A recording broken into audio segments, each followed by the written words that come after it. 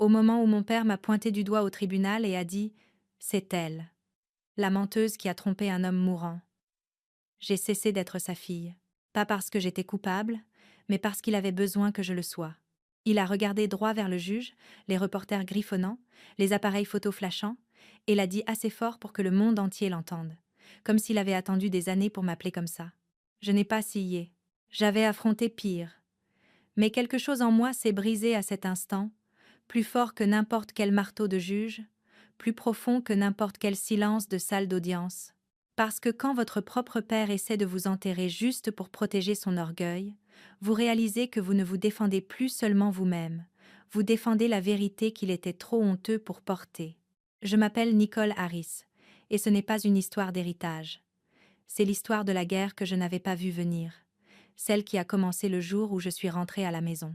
J'ai atterri à Charleston, sous un ciel d'été gris qui pesait lourd, comme s'il savait ce qui m'attendait. Mes bottes ont claqué sur le trottoir devant le terminal. Et pas un seul visage familier ne m'a accueilli. Pas de poignée de main, pas d'étreinte, pas même un message. Je me suis dit que je n'en attendais pas. Le trajet jusqu'à la maison a duré 20 minutes silencieuses. J'ai regardé la mousse espagnole défiler en flou, devant les vitres, tandis que la voiture s'engageait sur l'allée de gravier familière. Le domaine des Harris n'avait pas changé. Le toit de briques rouges s'inclinait toujours vers le marais. La véranda grinçait encore. Et pourtant, tout semblait plus calme. J'ai frappé une fois.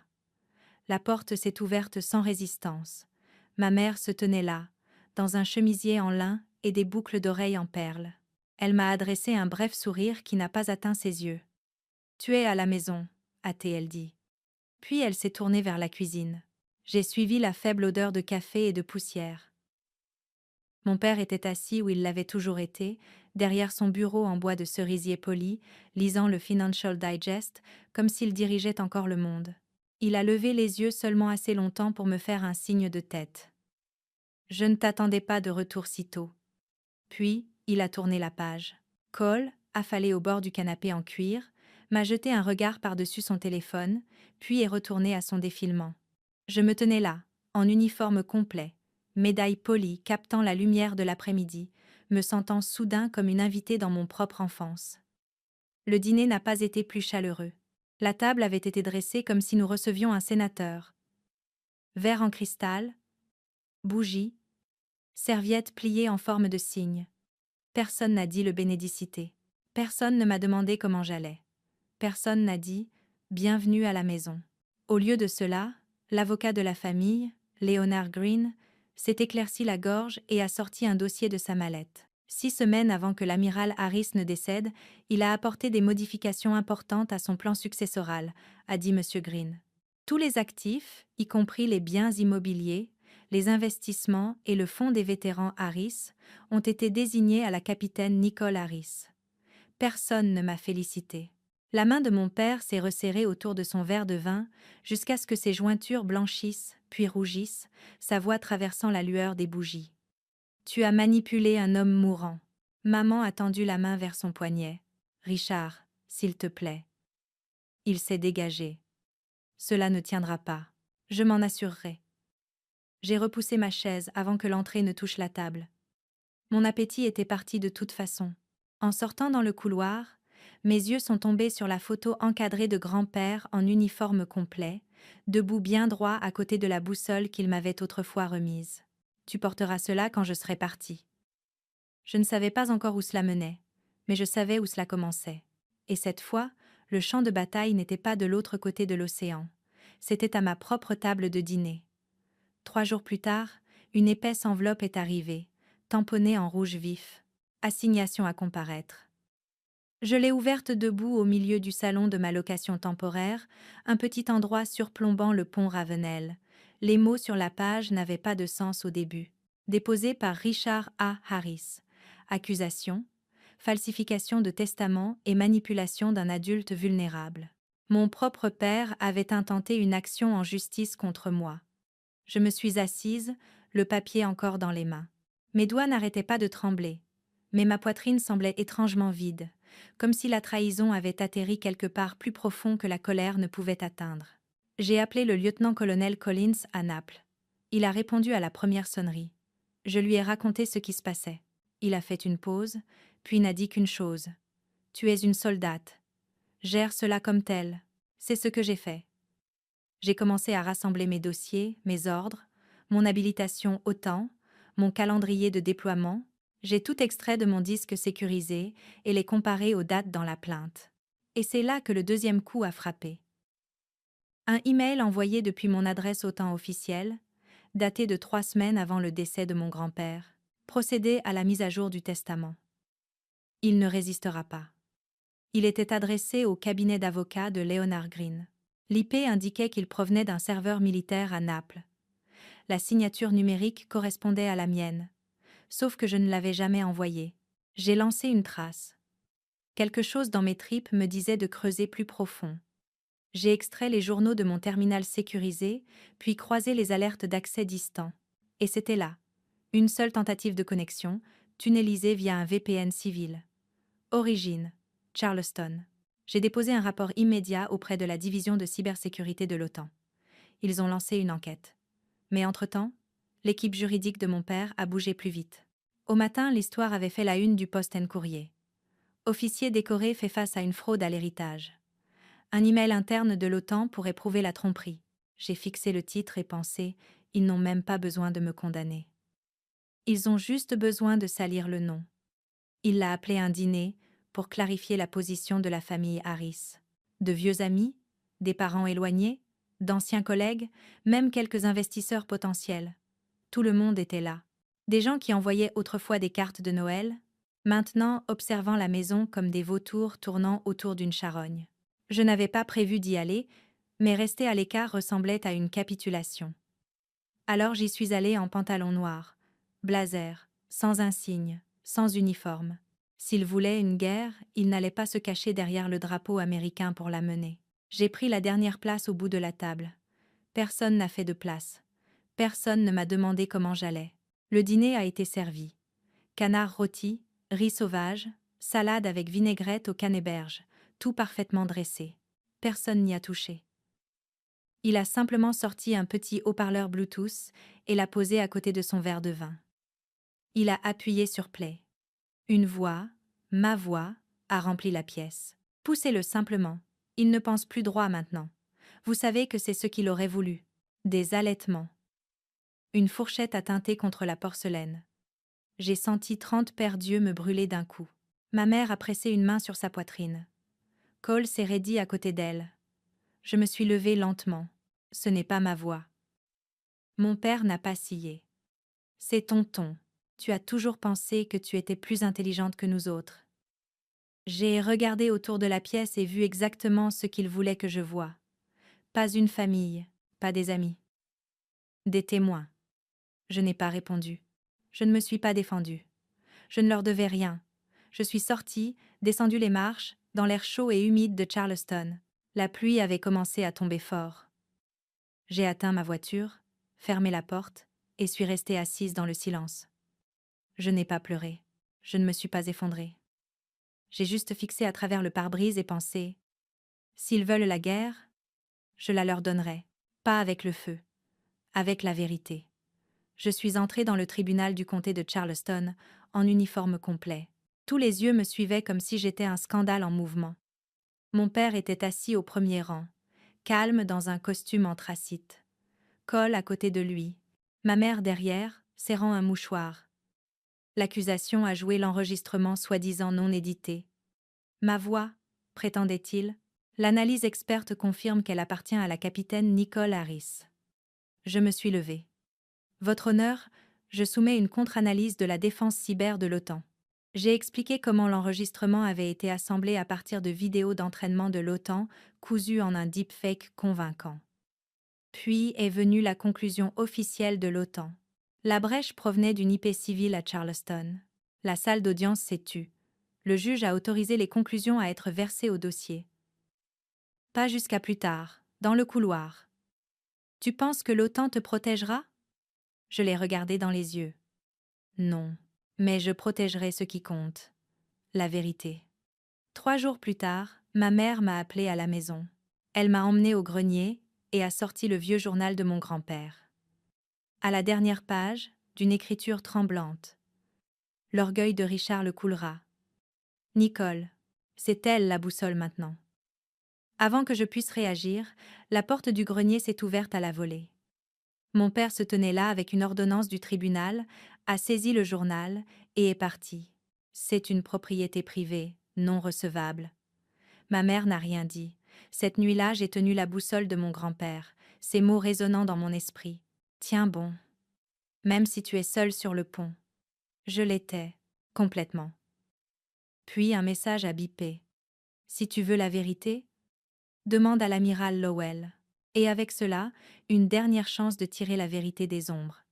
L'amiral James Lowell ne vivait pas dans des halls de marbre ou des domaines fermés. Sa cabane était nichée sous de grands pins, juste au-delà de Charleston, où le vent sifflait comme un souvenir d'océan.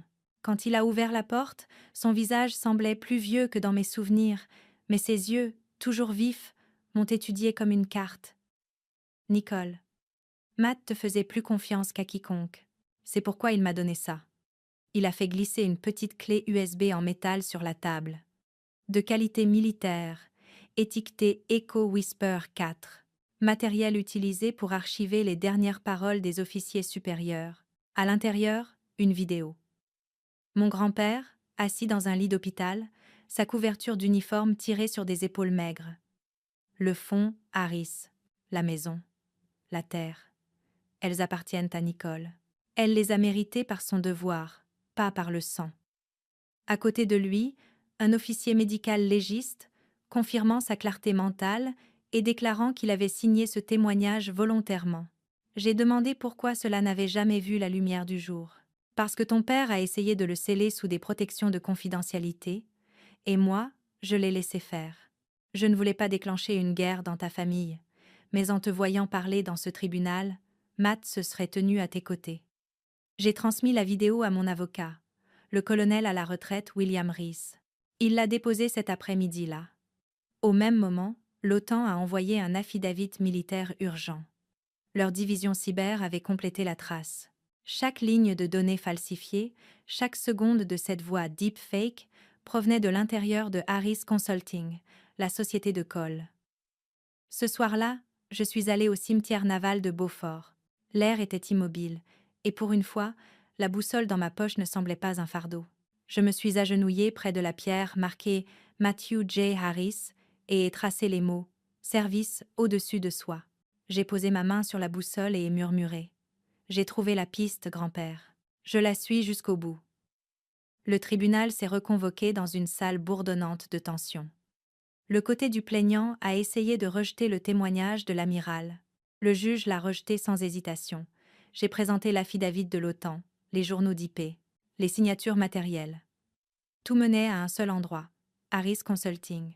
La salle s'est agitée tandis que les yeux se tournaient vers Cole. Il s'est levé lentement, pâle, tremblant. Étais-je juste une cible? Ou m'as-tu jamais vu comme ta sœur? Il a baissé la tête. Je ne voulais pas te faire de mal, mais je devais trop. Papa a dit que si je l'aidais, si je rendais l'histoire crédible, il couvrirait. Le silence qui a suivi a craqué plus fort que n'importe quel verdict. Le juge s'est tourné vers mon père. « Monsieur Harris, avez-vous ordonné à votre fils de fabriquer des données au niveau fédéral pour influencer ce tribunal ?» Il n'a rien dit, mais son silence a tout répondu. Ensuite, dans le couloir, ma mère s'est approchée, son visage doux, fatigué. Elle a placé un carnet dans mes mains. Le journal. Celui que papa avait pris. J'ai tourné jusqu'à la dernière page. Sous l'écriture de mon grand-père, une nouvelle ligne brillait en encre soignée. Elle n'a pas besoin de se prouver. Elle l'a déjà fait. Je l'ai serrée contre ma poitrine, et pour la première fois, depuis que j'étais revenue dans cette maison, dans ce tribunal, à ce nom, j'ai pleuré. La salle d'audience était bondée mur à mur, d'anciens officiers en uniforme, des reporters griffonnant dans des carnets. Un représentant de la Navy était assis au fond, bras croisés serrés, visage impassible. Je suis entrée d'un pas régulier, plus une accusée, plus incertaine. Je n'étais pas là pour protéger ma réputation. J'étais là pour protéger quelque chose de plus grand, quelque chose qu'il m'avait laissé. Pas l'acte, pas le fond, la vérité. Mon père était assis à sa place habituelle, cravate impeccable, dos raide, yeux froids. La juge Eleanor Whitmore a ajusté ses lunettes, puis s'est adressée à la salle. Avant que ce tribunal ne rende sa décision, les deux parties peuvent s'exprimer. Il s'est levé lentement. J'ai fait ce que n'importe quel père ferait. Ma fille a choisi la Navy plutôt que sa propre famille. Elle nous a laissés pour des étrangers. Mon père lui a donné tout, tandis que je suis restée avec rien. Il s'est tourné pour me faire face, voix tendue. Tu n'as jamais été une Harris dans ton cœur. Je me suis levée. La boussole pesait lourd dans ma main.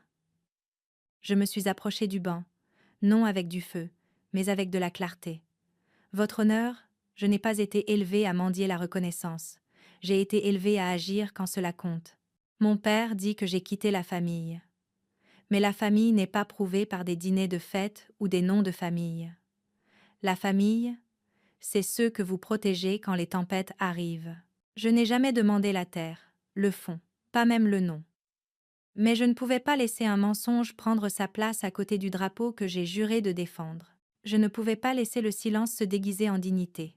Je me suis tournée pour faire face à mon père, ne parlant plus comme sa fille, mais comme son égale. Vous dites que je ne porte pas le nom Harris, mais je ne l'ai pas hérité. Je l'ai reconstruit. Pendant un moment, même l'air s'est figé. Quelqu'un en uniforme au fond a hoché la tête une fois. Pas de clic d'appareil photo.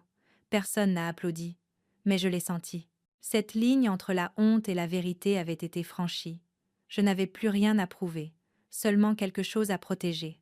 La juge Eleanor Whitmore a tourné chaque page du dossier avec le genre de soin habituellement réservé à quelque chose de sacré. La salle était devenue immobile. Personne ne respirait. Puis elle a levé les yeux. Ce tribunal statue en faveur de l'accusée, la capitaine Nicole Harris. Toutes les charges sont rejetées avec préjudice. Le bruit des appareils photocliquants a explosé comme des coups de feu, mais je n'ai pas cillé. Elle a continué, sa voix claire et stable. Ce n'était jamais seulement à propos d'un testament. C'était à propos d'un legs, d'intégrité et de vérité. Et la vérité, telle que ce tribunal la voit, ne se cache pas derrière l'émotion ou le droit. Puis elle m'a regardé, vraiment regardé. Capitaine Harris, vous n'avez pas seulement défendu vous-même, mais aussi les valeurs pour lesquelles votre grand-père a vécu. Puissiez-vous les porter en avant. Je lui ai fait un lent signe de tête. Pas de victoire, mais de compréhension. Dehors. Le ciel était couvert, et le vent s'était levé. Le drapeau au-dessus du tribunal claquait fort dans la brise. Il n'y avait pas d'applaudissements. Pas de foule attendant pour me porter sur leurs épaules. Juste du vent, juste du ciel, juste du silence. Et cela suffisait. Cette nuit-là, je suis restée tard au bureau du colonel Rees, triant les documents finaux et déchiquetant les copies dont nous n'avions plus besoin. L'adrénaline avait depuis longtemps disparu. Ce qui restait était une sorte de douleur sourde que je ne pouvais nommer. La porte s'est ouverte. J'ai levé les yeux. C'était mon père. Il n'a rien dit au début, juste resté là avec une boîte en bois dans les mains, familière, la boîte de mon grand-père. Il s'est avancé et l'a ouverte, révélant une bague en argent, une bague de la Navy. Il me l'a donnée quand j'ai eu 21 ans. Il a dit « Je ne l'ai jamais portée. Je ne pensais pas l'avoir méritée. » Il me l'a tendue. Ses mains ne tremblaient pas, mais quelque chose derrière ses yeux le faisait. « Mais je pense que toi, tu l'as fait. » Je n'ai pas tendu la main tout de suite. Je l'ai juste regardé. Cet homme qui avait autrefois essayé de me détruire, maintenant debout dans la lumière tamisée d'un bureau d'avocat, offrant un morceau de quelque chose qu'il ne pouvait jamais dire à voix haute. Quand j'ai enfin pris la bague, je n'ai pas pleuré. Je l'ai glissée à l'auriculaire de ma main gauche, la main qui n'avait jamais touché une arme, mais qui avait toujours porté le poids. Pas de discours, pas de réconciliation, juste un geste. Et d'une certaine façon, cela était plus honnête que tout ce qu'il avait jamais dit. Je n'ai pas gagné au tribunal. La vérité l'a fait. Et la vérité n'avait pas besoin d'applaudissements. Elle avait seulement besoin d'être portée en avant. 1 mois après le verdict. J'ai commencé à temps plein au centre de transition des vétérans de Charleston. Ce n'était pas glamour. Pas de médaille. Pas de commandement. Juste des lumières fluorescentes, du café donné, et un mur de CV attendant d'être réécrit. Mais pour une fois, je ne me sentais pas comme si j'avais quelque chose à prouver. J'aidais de jeunes vétérans à reformuler leurs compétences pour des emplois civils. L'un avait servi à Fallujah, un autre venait juste de rentrer d'Okinawa. La plupart portaient des histoires qu'ils ne pouvaient raconter à personne en dehors de ces murs. Dans la salle de pause, autour de beignets rassis et de marques de café, un recrue au visage juvénile nommé Connor m'a posé quelque chose qui a arrêté le temps. « Madame, que faites-vous quand les gens les plus proches de vous ne croient pas en vous ?» Vous vous tenez droit quand même. Vous saluez la vie, même quand personne ne vous salue en retour. Ce soir-là, je suis redescendue à Beaufort. Le vent avait changé, plus doux cette fois. La mer semblait plus calme. Je me suis agenouillée à côté de la tombe de mon grand-père et ai placé un petit insigne en argent de la Navy à côté de la vieille boussole en bois. Tu avais raison. Grand-père ? Je n'ai pas gagné l'affaire. La vérité l'a fait. Je ne l'ai pas détruit. Je lui ai pardonné. Je me suis levée lentement, époussetant la terre de mes mains, et puis, de l'autre côté du chemin du cimetière, je l'ai vu, mon père. Il n'a pas approché, n'a pas parlé, juste resté immobile, une main glissée dans la poche de son manteau. Et puis, il a fait un seul signe de tête. Pas un grand geste, pas une révérence, juste un signe de tête tranquille, délibéré. C'était la première fois qu'il ne me regardait pas comme si j'étais l'erreur. C'était la première fois que je croyais qu'il voyait qui j'étais devenue, pas qui je refusais d'être. Je n'ai pas fait de signe de la main. Je n'ai pas pleuré. J'ai juste hoché la tête en retour. En m'éloignant en voiture, le drapeau du tribunal est apparu en vue. Toujours flottant. Comme toujours. Mais cette fois, il n'était pas tendu contre la tempête. Il ondulait sous un coucher de soleil doux et indulgent. Je n'étais plus en uniforme. Je n'étais pas saluée. Mais j'étais toujours debout. Et cette fois, cela suffisait.